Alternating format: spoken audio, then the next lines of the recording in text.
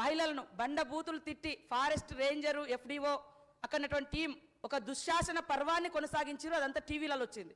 తర్వాత వాళ్ళు తిండి లేక ఉండడానికి ఇల్లు లేక చిన్న చిన్న గుడిసెలు వేసుకున్నటువంటి వాళ్ళ మీద వన్యప్రాణి యాక్ట్ పెట్టి అన్ని రోజులు జైల్లో పెట్టి చిన్న చిన్న పిల్లల్ని తల్లులకు దూరం చేసినటువంటి పరిస్థితి సార్. ఇంకెక్కడ సామరస్యంగా పరిష్కరించారు సార్. అదేవిధంగా మీరు చూస్తే నేను అక్కడికి వెళ్ళిన సార్, జైలుకి వెళ్ళినా ఆ ఇష్యూ కాడికి వెళ్ళిన వాళ్ళు 2002 నుండి సాగులో ఉన్నారు, దున్నుకు అంటే పోడు చేసిరు. తర్వాత కేసు కూడా పెట్టబడ్డది, మధ్యలో ఆగిపోయింది. ఇప్పుడు మళ్ళీ అత్యంత ఘోరంగా మీరు ఒకసారి ఆ వీడియోలు ఆ క్లిప్పింగ్స్ కూడా తీసుకొచ్చుకొని చూస్తే బాగుంటుందని కోరుతా ఉన్నా సార్. మా జీవనమే అటవీ మీద ఆధారపడి సాంప్రదాయకంగా దొరికే అటువంటి లేదా సహజ వనరులను తీసుకొని తిని బతికే అటువంటి జాతులు. కనీసం అడవులో అక్కడ ఇందనపల్లి జన్నారం మండలంలో ఇందనపల్లిలో చేపలు పట్టుకోవడానికి పోతే కేసులు పెట్టిరు సార్. కేసులు పెట్టిరని విలేకరులు రాస్తే విలేకరుల మీద పైనేసి కేసులు పెట్టిరు సార్. మీరు తెలుసుకోండి సార్. అక్కడ నుంచి నేను వెళ్ళిన అక్కడ ఇన్సిడెంట్కు నిన్నగాక